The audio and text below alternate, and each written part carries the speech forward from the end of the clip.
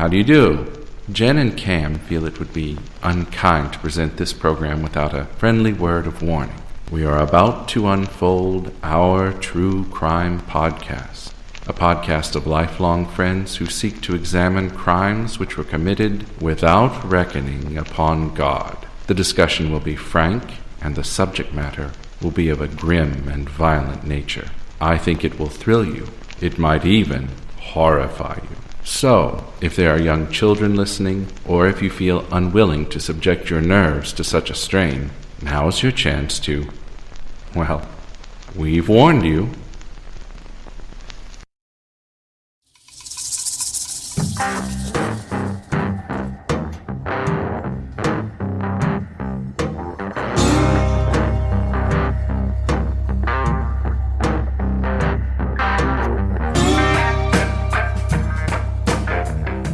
Hi, Jen.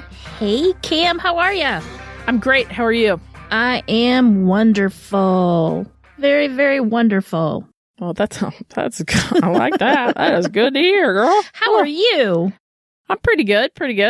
School's almost out, and so that's exciting for me. Yeah. That's about it, I think. Yeah. Then it's the summer of love for you, right? Oh, I don't think I'd call it that. Nope, not at all. Summer of Netflix for me, baby, but no. Today's case, Jen, let me just do a little disclaimer here at the beginning. Well, actually, a two-parter. It does involve a rape. I don't go into the details of that, but I just wanted to, put that out there in case somebody is sensitive to that. And then also, the story takes place in Hawaii. As you all know, I barely can speak the English language. So some of the names... That's shocking. Some of the names are a little hard. I'm just going to try the best I can, but we're going to go from there, okay? Mm-hmm. You ready to go? I am. Are you? I am. Let's do it.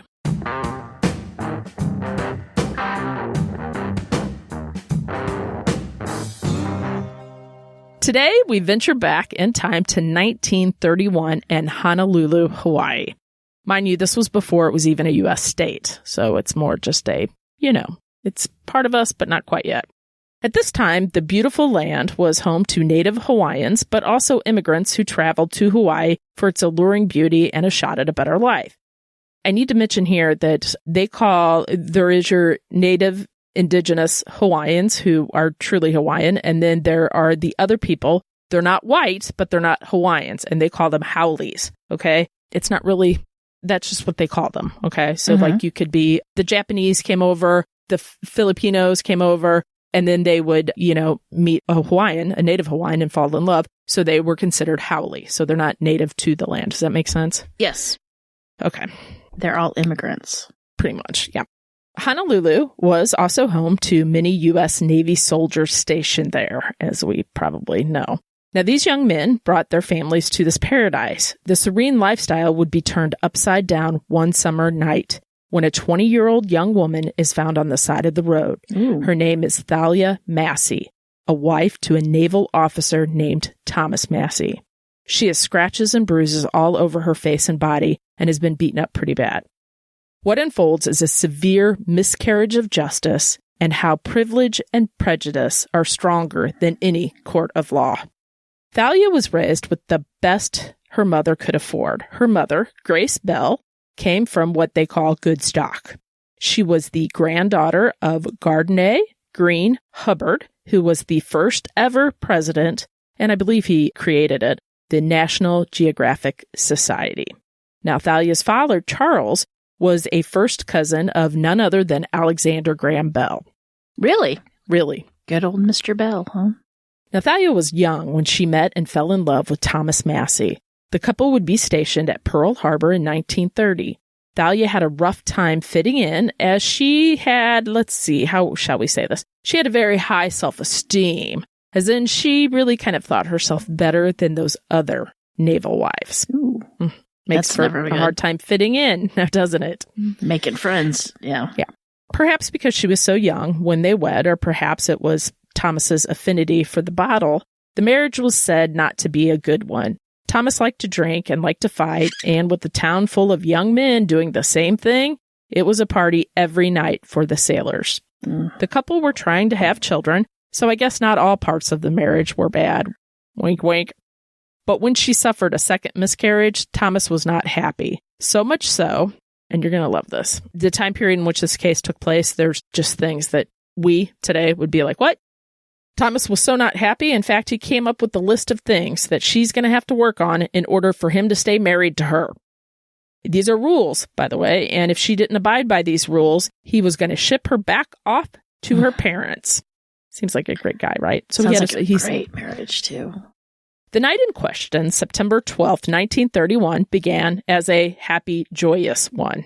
Or sort of. Thalia and Thomas, along with a few other couples, they had plans to go to a dance hall and have a party that was being put on by the Navy. The party was held at a Waikiki hotspot called the Alluring Inn. The night was all fun and games until right before midnight. It seems that Thalia got into a verbal argument with the Navy lieutenant, and, well, this was the same Navy lieutenant that demanded the young couple attend. Clearly upset, the discussion ended when Thalia slapped the lieutenant across the face and ran out. That's not good.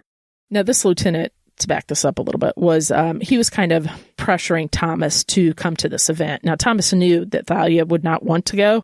That was one of the rules, that she had to be willing to do these such events.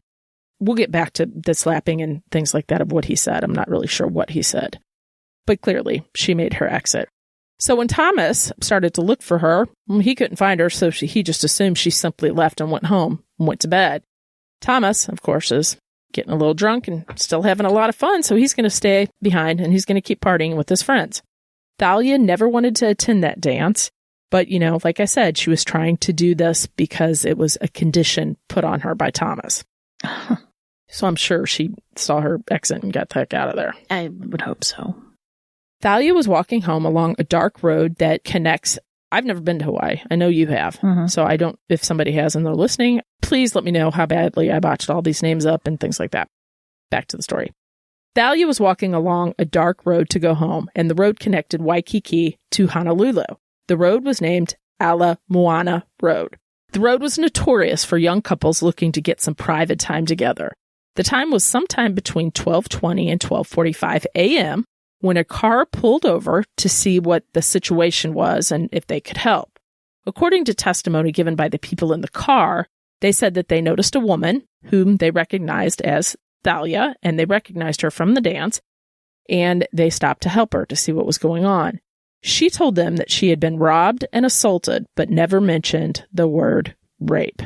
Thalia said the perpetrators were a large group of Hawaiian men, somewhere between 5 and 7 of them. 5 and 7 men for one girl. That's awful. I don't even know. Thalia told them that she did not want to go to the police, but she just wanted to go home, which now was about 1 a.m. Since Thomas was not home when she arrived there was no way for her to get in, so she had to break into the house literally to get inside. When the dance ended, Thomas looked around once again to make sure Thalia was not there. Not finding her, he called home. No one answered the phone. He tried again. It was about 2 a.m. when Thalia answered the phone and demanded he come home immediately. Thomas comes home, and it was obvious that she was attacked. Thalia told Thomas what happened, but this time she added that she had been raped several times by several men. Thomas wanted to call the police, but Thalia begged him not to do it. He did it anyway. Police drive over to question Thalia, and she tells them what happened. Thalia claims she was walking home when a car pulled up alongside of her, and it was full of Hawaiian men. She said the man grabbed her and forced her inside the car while punching her in the face. They drove her to a dark spot where they took turns assaulting her and raping her in some bushes. Thalia said she could not identify who did it, nor what kind of car they drove. Thalia also had very poor eyesight, and she didn't wear glasses unless she had to. And on that night, she wanted to look nice at the dance, so she did not have her glasses. The police knew they had to act quick. This type of violent crime did not happen there, and believing that a large group of Hawaiian men attacked a white woman of the upper class, they knew the community would not take this very well. That poor woman. Thalia then goes to the doctor for an exam, and it's discovered she has a broken jaw. Thalia had come home and actually took a bath after arriving home from the attack. And you know what that means. That means there's no physical evidence left behind. During the exam, police learned that there was another incident near the vicinity of the attack. It seems like a woman by the name of Agnes Peebles was involved in a car accident with a car that had several Hawaiian men inside. Agnes and a man stepped out to discuss what happened. The discussion soon turned into an argument with a few pushes, a few shoves, but it ended when the man punched Agnes in the side of the face. Agnes believed the man was Native Hawaiian, and she also managed to get his license plate. Yay, go Agnes. Go her. This whole incident occurred right around the same time frame as Thalia's attack. After Thalia's exam, she and Thomas head back to the police station as officers are desperate to get the men who did this. Now, at first, she can't add much more. But, all of a sudden, she does think she remembers the license plate number as officers are talking to her. This plate number is only one number off from the plate number that Agnes gave police in her attack. Or dispute, I guess, is a better way to say that, but he did punch her. The officers taking her statement find it odd that she all of a sudden remembers a plate number out of the blue, but the police chief doesn't want to hear those concerns. He is happy to have a good lead on the people that he believes did this, and he is going to make sure they take responsibility. Especially if she didn't have her glasses on. She couldn't see the guy's face, but all of a sudden she remembers a license. Another officer steps up and he asks if he can talk to Chief McIntosh. He has a little concern. It's that he witnessed a few other officers give Thalia that other license plate number that Agnes had given them, believing that maybe that was who she thought would have attacked her. Nope, he looked the other way. Oh, and there were some eyewitnesses to claim that they saw Thalia walking ahead of a Howley man that same night, as well as a drunk lieutenant walking in her neighborhood near the time of the alleged attack. And remember, I said Howley is a person that's not indigenous Hawaiian. They're not white. Police go to the house in which the license plate is registered. It is located in it's kind of a rough area known as Hell's Half Acre. Yeah, I'd say it's probably a rough area. Officers see the car parked outside, and they go and they knock on the door. A young man answers the door, and his name is Shimado Ida. But he goes by the name Horace Ida. So thank goodness I'll be calling him Horace from here on out. He informs them that the car actually belongs to his sister, but he did loan it out to some friends earlier in the evening. Now, strangely enough, Horace can't remember the names of those friends. Not looking so good there, really? Horace. You know what I'm saying? Yeah. Good friends, you can't remember their names? That you loan out your sister's car to. Yeah, well, it's just her sister car. His sister's car. So, yeah. All right, Horace, we got to go, buddy. We got to take a trip down to the police station to answer a few questions. While there, he admits he was in the car when they collided with Agnes Peebles. He adds that it was his friend who got into the fisticuffs with her. With this acknowledgement, they push him. They want to know about that white lady. Horace claims that he has no idea what they're talking about. What do you mean? Police are not buying it and demand to know the names of all of his friends that were in the car that evening. Now, Jen, what happens next is, well, something that would never fly today. I don't know how it flew back then either, to tell you the truth. The officers go and collect all of the young men, all 5 of them, and they drive over to the Massie home. They march them in the house, and they prepare for a real live lineup right there in the living room. No, I know. What was in the 30s? What do you expect? I don't think they'd do it back then either. But anyway. Now, mind you, this was all... I get it. And it's got racism vibes going through and through, but... Sure do. Now, mind you, this was all 5 suspects. Oh, and officers told Thalia that they were all 5 suspects. Like, these are the 5 guys. Different time for sure, but also demonstrated the privilege of being a white woman accusing a Native Hawaiian of such a vicious attack. Now, also remember, she has really poor eyesight. Here's where I'm going to mess up these names, so I'm going to apologize ahead of time. The men are Joseph Kahahawai, Ben Ahakulo, David Takai, Henry Chang, and Horace Ida. The boys have all grown up together, and just like a lot of young men, they're a little bit wild. Joseph was a great football player and, in fact, was playing semi-pro ball at the time. Ben was an amateur boxing champ. The community all knew the boys, and they were familiar with them and their families. Now, not only was the lineup weird in that they came to her house, but they wanted to pull the curtains in the living room to make it more like night. But like I said, she had horrible eyesight, so she had to put her glasses on to get a better look at the men. She actually would go and stand directly in front of them, ask them to state their name, and you ready? Mm-hmm. Their nationality. Now, call me crazy, but what in the world? That has no bearing over Thank you. anything. After the lineup, she names two of the men, Joseph and Henry, as definitely being the two men that attacked her, but she couldn't confirm the others were there. But, just to be safe, the police went ahead and arrested all 5 of them. Because that's normal. Upon more investigation, police learned that 2 of the 5, Ben and Henry, had a record, and they were actually involved in another rape case. Or so it seemed. 2 years earlier, a 17-year-old girl accused the 2 men of raping her. Now, the 2 would stand trial for the rape, and in the middle of it, the young girl recanted her entire story, claiming she wasn't raped. She was never raped. She had consented to it all, but afterward, the truth came crashing down, and she was worried about her reputation. So clearly, the only thing for her to do, accuse them of rape. Now, you would think that normal people sitting in that jury and the judge would dismiss the case since she sat up on the stand and said, oops, I lied. But nope, that's not the case. The men did not walk away. They were convicted of assault, and both of them went to prison for the rape that never happened. That is frustrating. Different time. Yeah, but come on. That's still wrong. Yep.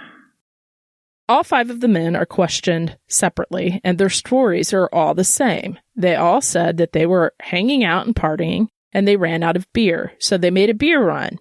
The beer run is what puts them into the area of the alleged rape, as well as hitting the other woman's car, Agnes. When pressed by the officers, all 5 of the men admit to the car hitting incident with Agnes, but all of them claim they have no idea what they're talking about when they bring up the rape of a white woman. All this was taking place. Some mighty fine investigative work is going on, Jen. You're going to have to... I can tell. Right? It's getting better. I don't think it even matters what they do. They just should go out and arrest them and hang them. This kind of reminds me of, if you and I got a case, I think we'd even be smarter than this, but maybe not. But I could see us doing something dumb and then going, oh yeah, we probably shouldn't have done that. Like we would never do anything dumb. Come on. So officers need to match the tires of the car to the tire marks that were located in and around the scene of the crime. Did they go take photos or call in a specialist? No, they did not. Officers decide to take the car to the scene and repeatedly drive over the tire marks, trying to see if they can get them to fit in there. SMRT. Yes, that's genius. So the actual original tire marks that had previously kind of been marked off to save on the scene were, of course, destroyed. Okay, so there goes that. At the police station, there were those that believed Thalia and those that believed the men. Some of the officers began feeding information to various newspapers and even the lawyers that were on the men's side, as they were sensing that there's a little bit of injustice going on here and that Thalia might be not so truthful, if you will. Obviously, at this point in the world, this was not only a huge story in the newspapers, but it caused a rift between the people on the islands. And there were the Navy folks, and lots of them. The people in command needed to make all this go away. They did not want a blemish on their military stations, nor did they want people, i.e. white women, to feel that they would ever be harmed in any way while on the island. And this is the part where I will interject, and I didn't go into this, but there's a book about this, there's some documentaries, and of course newspaper articles. The things that are going on with the race down there, and this is just off the cuff here from the stuff that I found, but people with money went in there and they fooled a lot of the native indigenous Hawaiians into, you give me a little bit of land and, we'll share the profit. And then they just bulldozed over and took over, basically. So this is sort of, I know, right? So unlike people, isn't it? There's a lot more to all of this and the race relations and all that things that are going on, but I didn't want to get into that because that would be a whole nother story. So I just touched upon it slightly, but I'll share those resources with you on the blurb for the episode because it's fascinating to me that people, it's that horrifying. There was a queen of Hawaii and this had been the way that they had done their government for years and they just come bulldoze in, take over, right? It's kind of been the way of the land forever. It's always the strongest. The biggest bully wins, I guess. So this news story, of course, made it all the way to the top of the Navy, as in to a man named Admiral Yates Sterling. The admiral is furious and worries this will look bad on the Navy and discourage people from joining the service. Just as so often is the case, the admiral's going to use his power to right what he feels is a wrong. You see what I'm saying there? He uses his voice to let everyone know how he feels about it. His quote was that the men should be strung up on trees. Yeah. This is before the trial, mind you, and much less if they were the right men that did this or not. He's already publicly outing them. He's convicting them before they've even been tried. The story is all over the papers, and of course, the newspapers are not mentioning Thalia's name, not at first anyway. But the press, they weren't so kind to the men. Not only did they name them, they put their faces out there, their addresses. I mean, everything you want. They called them fiends, gangsters, thugs. This is the newspapers all before the trials even started. Obviously, they have been convicted before they ever even sat for the trial. Now, as time went on, Thalia's name would be named along with some of the activities that she liked, such as her extreme drinking, her multiple sexual affairs, and her temper, which apparently was a doozy. No judgment, just stating the facts. I'm sure with a husband that was drunk all the time and with her bad temper, I'm sure that was really a marriage made in heaven, right? It really was. You know it was. The trial starts on November 16th, 1931. Everyone is there, even Thalia's mother, who flew in from New York City to support her daughter and son-in-law. Now, she is the world's best mom, or worst, but we're going to get to that in a minute. Grace Hubbard Bell Fortescue was exactly how you would picture a woman with 4 names. That made me laugh because I wrote that and I thought that because I couldn't figure out how to describe her, and that I was like, well, she looks like how you would think a woman with 4 names sounds. She was strong and protective, and she was there to make sure her daughter would get justice. Grace had always had her hands full with Thalia. She was a bit of a wild child, but after visiting a psychologist, she was also, I guess, found to be mentally ill. Let me add that her doctor, upon meeting with her just a few times, decided that he was not able to help her because she was, I guess, so badly off that he couldn't help her. But the thing that I thought was kind of funny here is he didn't tell Thalia that. Instead, he placed a phone call to the husband, Thomas, to tell him. Which, because back then, do you see what I'm saying with that information? Kind of, yeah. The doctor calls the husband, not the wife, that's actually seeing him. You would never do that today. No. Different time. Anyway, the doctor informed Thomas that she needed some serious mental help and that he couldn't handle this kind of case. Thalia seemed to have some psychotic delusions, maybe some psychopathic delusions. And also, she never did get the help she needed. And we'll see how that played out. And it's not good. Before the trial and during the trial, Thalia was the center of attention and she was loving it. She even seemed to thrive on it. She could be seen clutching her mom and Thomas in court, or even crying on cue if she needed to. She was finally the big deal she'd always thought she would be one day. Oh, she's a doll. When Thalia took the stand, her testimony had the entire courtroom hanging on her every word. She described in great vivid detail what happened to her, and even named all the men standing trial by first and last names, which I thought was so weird. She even told them how she had been impregnated by her attacker or attackers. Now, by the way, this was not true. Oh, she lied. No, she's all drama. As you can imagine. She's got those cameras clicking in front of her, and she just thinks she's the greatest thing. I hate her. All right. With no physical evidence, no witnesses, the case is hard to prove. Thalia suffered bruises and scratches. She did have a broken jaw, but because she took a bath after the attack, they had no concrete evidence that she was ever raped. The defense relied on the timing, and the timing stated that Thalia and the men that she accused could not have possibly been in the same place at the same time. Thalia claims she left the party at around 11:30. Agnes Peoples and the car incident occurred at around 12:30. Thalia waffles on the stand and can't quite get her story straight. And I do want to say this because I do think this is important. And I looked this up too. Very often, a rape victim gets flustered on the stand because they have to recount such a horrible, horrible thing that happened. So I totally get that. I don't know if you're really going to be focused on, I don't know if I would be, or if a lot of people would be like, well, it was definitely, this time. Do you see what I'm saying? Mm-hmm. So I get that. And I just want to make that clear that we're not victim blaming here, or I'm not. I'm just saying that it, not victim is blaming either. But I just want to make sure that doesn't come across as that. Mm-hmm. Witnesses took the stand to state that they had even seen and even talked to a few of the men that night near the time of the attack, and they were far away from the location where Thalia said the attack took place. When both sides rested, the jury went to deliberate. All were expecting a fast decision. Hawaiians believed that they would be found not guilty, while the Howleys were sure that they would be found guilty. However, it would take 97 hours before a decision was reached. 97 deliberation hours. That's insane. That's a long time. And the decision was? No decision. The jury was hung and unable to reach a verdict. The defendants would be let go, and they would be out, I guess, on bail until a retrial.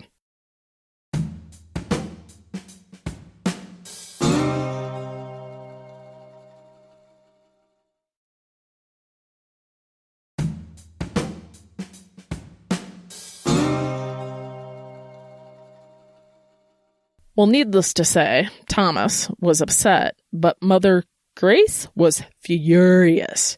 Grace decided that she needed to stay with her sweet daughter for a while. Her disdain for all the native Hawaiians was very easy to see.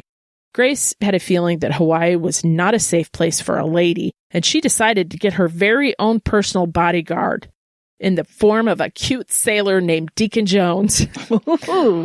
It just kind of made me laugh because I'm like, sure he did. After all 5 of these men were now roaming the streets out on bail and awaiting the next trial, I'm pretty sure someone would be in danger, and it's not Grace. Okay, you know what I'm saying? Foreshadowing. Cue Horsita. Horse goes to a local bar, and when he left, there was a few sailors waiting for the young man. Horse is abducted by the group and was beaten up so badly he was close to not making it. He escapes, and he makes it back to town. The sailors, they were beating him. They wanted him to confess to this. And he would not, he's not doing it, which is why he got it beaten up so badly. If he would have confessed, well, they probably would have killed him. But that's the reason he was beaten up so bad. The sailors then go on to brag that he admitted he did it. Horace is like, no, that never happened. I never admitted it because I didn't do it, nor were we there. Of course, this is going to only cause more problems, Jen. Always does. Admiral Sterling took it all personally and believed it was a public shaming of what? The Navy. I know. All about you there, right, Admiral? So the Admiral had more than a few secrets in his closet. Now, this is for Glenn. Remember, I told you that Glenn, the count list, we're going to leave it at that, and I explained that to you. But Glenn will understand, and Glenn from Glenn Thinks Stuff podcast. So this is Admiral's list. First, he hated people that were not white. In fact, so much so that he was an actual white supremacist. He was proud of it.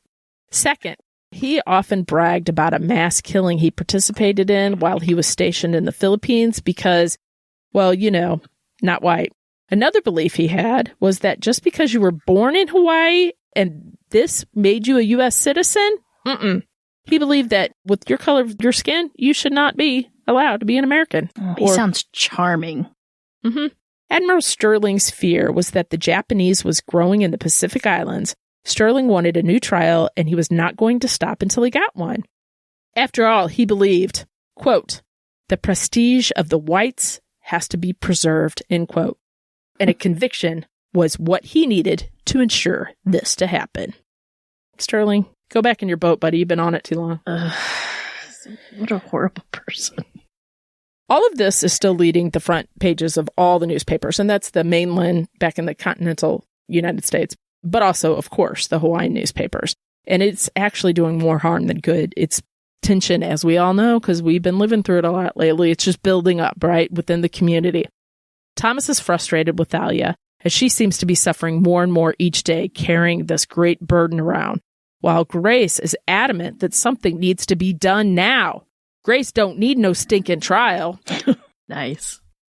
The two come up with a plan to right what they think needs to be righted. You know where this is going, Jen. January 8th, 1932, and the gruesome twosome are staking out the Judiciary Building. Now, they had learned, after Grace did her stalking, because that's what she did, she started following all these men around secretly to find out what they did. But she had learned that all the men had to check in regularly as part of the condition of their bail. Today it is Joseph Kahahawai, and as he leaves the building, he is abducted, but sadly, he won't fare as well as Ben did. They decide to present Joseph with a fake warrant and demand he gets in the car. Waiting in the car is Tommy and two sailors by the name of Albert Jones and Edward Lord, who were talked into going in on this terrible plan. Terrible idea, people. Other sources I had said Deacon, the hot bodyguard of Grace, was in there too. So I'm not sure. I just went with this because I just did. Got to make an executive decision sometimes, Jen. You do. So once that they have Joseph trapped and abducted in the car, Grace is following behind them. They take Joseph to the place where Grace is staying. She's staying there to protect Thalia from the restless Hawaiians that are evil, or so she thinks. Those horrible, horrible people. The idea is that they're going to beat him up and torture him enough to get an admission of guilt, because obviously that worked so well on Ben before. So they're going to treat Joseph as they did Ben, because they tried to get Ben to do it. So now they're going to do it with this guy. Joseph is not having it. He's not going to sign a confession, and he stands strong on this. They say, you sign, we're going to let you go. And he says, nope, not going to happen. Well, it escalates from there. Someone pulls out a gun and shoots Joseph in the chest, going through his heart, and he dies. They never tried to help him either. They didn't try to call for help. Let me just state that. Not that you thought that they would, but I kind of did. Now they have a bigger problem to deal with, and that is getting rid of the body. So they wrap him up in a sheet, and Thomas and Grace decide to load the body in the car. And their plan is they're going to drive him out. They're going to dump him. They're going to take him to an ocean, a cliff right there. They're going to just toss him off, and the ocean's going to come get him, and he's going to float out there, never to be heard from. Sounds like a great, solid plan. It sounds marvelous. It really does. It does. But there's just one little problem. Just a little issue, if you will. You see, Joe was at the courthouse with his cousin. And his cousin, they all did this in front of his cousin. They stole Joe. They abducted him in front of the cousin. So the cousin was like, oh, no. He called police. He gave them a good description of the car. The police put out an all-points bulletin for the car. Okay. Grace and Thomas obviously are not real bright. Good thing Grace has another plan, Jen. And that plan was she's going to pull the car shades in the back of the car. So the little car shades, they have little shades to shade your face when you're driving. She's going to pull those so that no one can see the dead body in the back seat. Good thinking, Grace. That'll help. Yeah. Good thinking. No one will suspect a thing. No one. Except for the cop who thinks it's weird that a car has the shades pulled down in the back with one driver. Not to mention that this car with the shades pulled matches the exact car that has an all-points bulletin on them. Okay. Way to go, Grace. Now, the officer tries to pull them over, but the car takes off and the chase is on. Now, during the chase, other people, civilians, start joining in the chase, and finally, they get the car to run off the road. Officer goes up, and he opens the back seat door, and bam, a foot falls out the door. The gig's up, Jen. They're caught red-footed. That's horrible. I was proud of myself for that one. Oh, boy. When Grace stepped out of the car, she had a grin on her face, and it was clear she had no remorse on what she had done. In fact, later on, when asked by, I believe it was a lawyer or a newspaper person, I'm not sure who, but when she was asked if she had any regrets, she said yes, she did have one regret. And that was that she should not have pulled the shades down in the back. Can't make that up. Swear to goodness. She's something. She's a sweetie. Seriously. She's something. Grace, Thomas, and both of the sailors were held in custody by the Navy on the USS Alton until their trial. Now, another thing I have to add here, and I didn't put this in the script, but it just made me laugh. So Grace, like I said, if you can think of a woman with 4 names, right? Mm-hmm. She goes onto this Navy boat, the USS Alton. She takes over the captain's room, so she gets his bedding, his room. And then she also makes all the naval soldiers wait on her, like bring her tea and snacks and stuff, right? And she's waiting for trial. That's the kind of person she is. I love her. The media surrounding all this was out of control. It really was an us versus them mentality. Obviously, Grace and Thomas think that what they did was justified and right, along with many of the white people. Or right people. Just kidding. Grace reached out to her powerful friends who believed she was justified in her actions, and they got some money together to hire one of the very best lawyers. In fact, this case would bring Clarence Darrow out of retirement and would also be the last of the big headlining case he had become so famous for over his career. Now, as we may or may not know, I looked this all up because I knew about one, but I did whatever. Clarence Darrow is the lawyer who so famously represented Leopold and Loeb. They were the teens from Chicago that decided to murder a child just to see if they could commit the perfect crime. Newsflash, they failed. And after a 12-hour closing argument speech, 12 hours of a closing argument speech. Did you get that? Hours. Could you imagine sitting through all that? No, I can't. It'd be like, Clarence Darrow succeeded in what he was trying to do, and that was to save the boys from the death penalty. Darrow also, I'm sure you remember, was famous for the Scopes trial, or the Scopes monkey trial, or monkey Scopes trial, one of those, which he defended John Scopes, the teacher, who taught the evolution theory in public schools.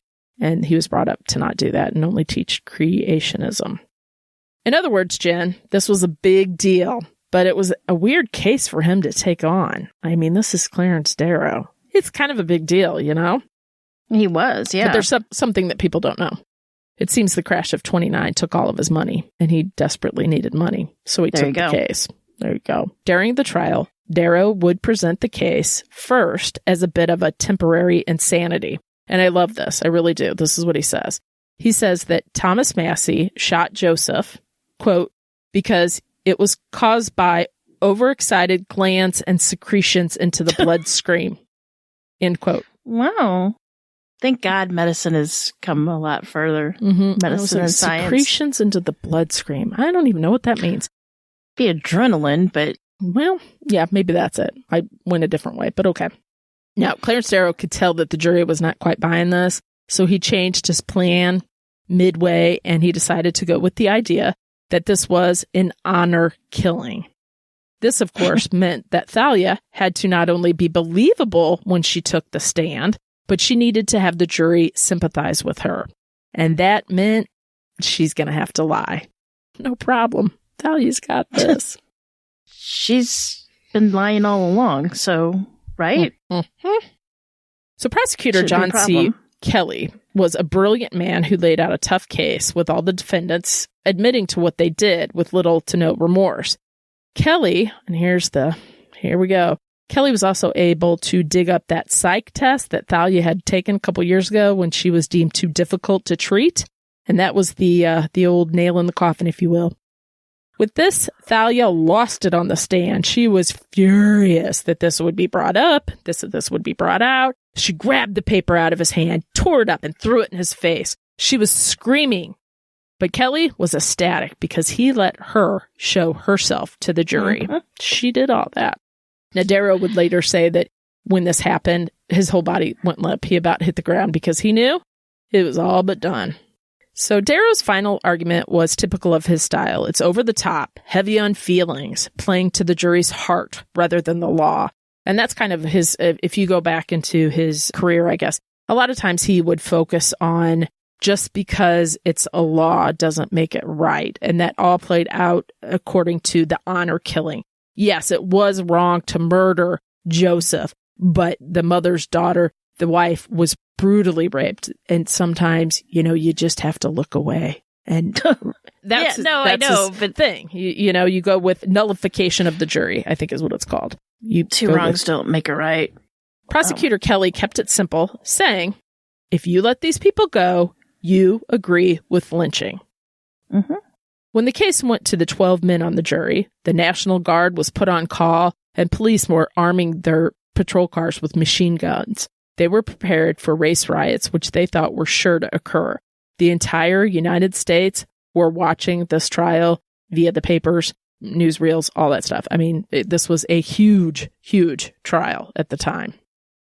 The jury came back with a guilty verdict, and everyone was shocked. Now, they did change it from murder to manslaughter, but they all were going to be sentenced to 10 years for the crime. This went the other way. I think most of the people in Hawaii just assumed that they would get off again, right, and not be held responsible. So this is what happens when things go, William Randolph Hearst demanded that he wanted to send a battleship into the island to save the defendants and get them out of there. He was writing really nasty things in all of his papers, but he was pretty much strong-arming his writers to do it. There was a critic he said something, he wrote about how horrible it was, and he said, I don't know about you, I want Hawaii to be ruled by a white man. I mean, it's just stuff like that, and it was basically, Hearst made him do that.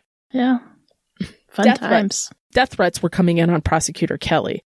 The Navy even threatened any Hawaiian company that would hire one of the jurors, and if they found out that they did that, they would cancel all the contracts with them. So now the poor jurors can't catch a break. Now, to top it off, Jen, more than 100 congressmen signed a petition demanding that the governor, Judd, that's his name, pardon each of the defendants. Now, Judd knew what was right, and he knew what was wrong. He knew he needed to make sure justice was carried out, and he held strong. Strong for 4 whole days when he reduced their sentence from 10 years to 1 hour. Time served.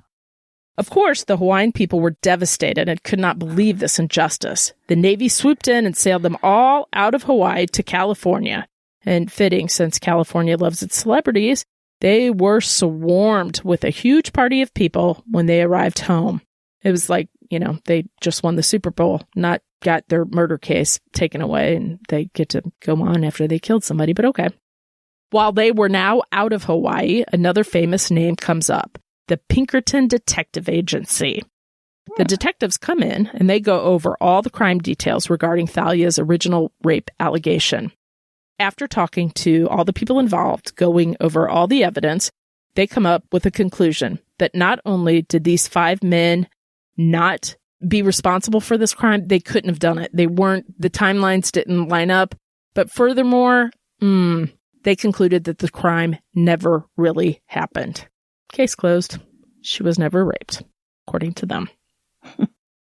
While back at home, Grace would write about her story and make some money to do it. It was a great adventure tale, that she was living in. That's Hawaii. It's so tropical and mysterious and things like that.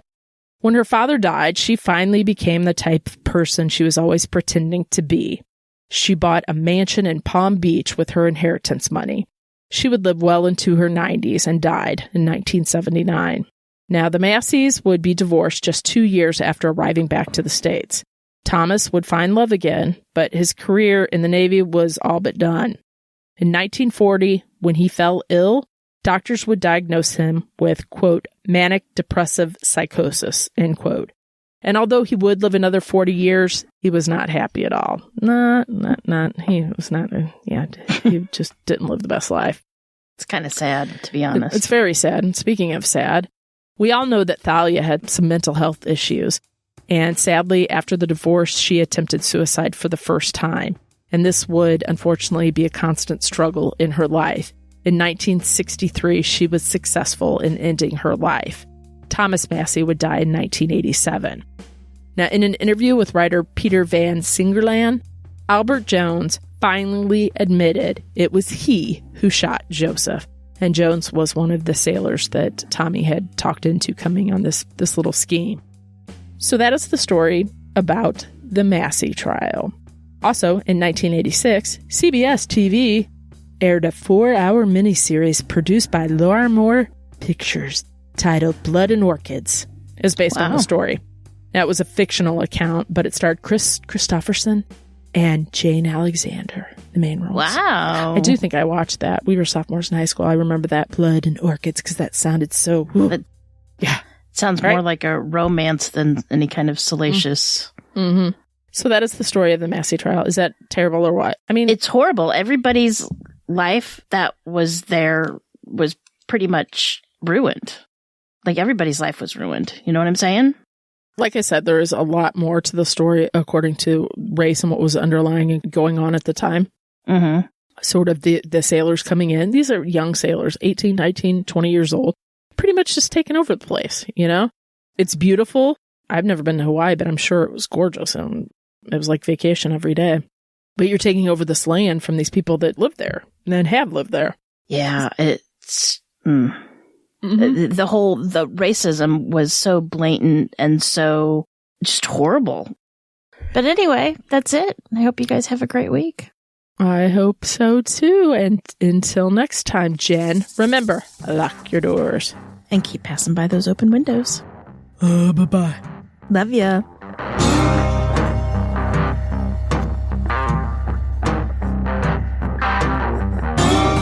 Today's episode was researched and written by me, Cam. For more information about this episode, as well as all the sources I used, please check out our show notes or the podcast website at ourtruecrimepodcast.com. Our True Crime Podcast is developed and created by hosts Jen and Cam. Original music and audio mix of all our True Crime Podcast episodes is courtesy of Nico Vertesi from We Talk of Dreams. Listener discretion is provided by Edward October from October Pod VHS. Our True Crime Podcast is executive produced by Nico Vertesi and Dick Vane. Make sure to like and subscribe to Our True Crime Podcast wherever you listen to your podcast. We can be reached on Instagram and Facebook at Our True Crime Podcast or on Twitter at Our True Crime Pod. You can email us at ourtruecrimepodcast@gmail.com. If you really like the show, make sure to check out our Patreon at Our True Crime Podcast. Our True Crime Podcast is an OTC production. Hi, Nico. Hey, Nico, sweetie pie, honey bunch. You know I Nico, love you. Can't help myself. I love you when nobody else. Boom, boom. Nico's probably like, these. I can't even take these people. All right. Thalia then goes to the doctor for an internal exam, and it's discovered she has a broken jaw. Thalia had come home. She had a broken jaw. She had an internal exam, and they found a broken jaw? Okay. That's the wrong Maybe end. I said that wrong. I said that wrong, but she went to go get an exam. That's one hell of a doctor, a gynecologist. Okay, I'm going to take out the internal, though. Okay. Okay. That's a blooper reel. No, I'm just saying. He went in deep. Another officer steps up. Don't be suspicious. Don't be suspicious. Again, if you have to remember the big thing. I remember my mom used to always say, guys don't make passes at girls that wear glasses. Girls who wear glasses. Now they do. Bullshit. No, glasses are so cool. Cute. I know. I don't like to wear mine because they're pretty much Coke bottle. But anyway, go ahead. So today it's Joseph Kahahawe, and he leaves the building, and he is meted with this guy. He's meted? Meted. I'm sorry. He's meted. He's met. I'm sorry. So glad you teach English to our children. Well, my eyes are going ahead of this, and I'm trying to change it as I read it. That's why. So then I don't pay attention to what I say. It's a curse. It was all but done. She just... And I see your true colors. She signed her own thing. Yes, she did.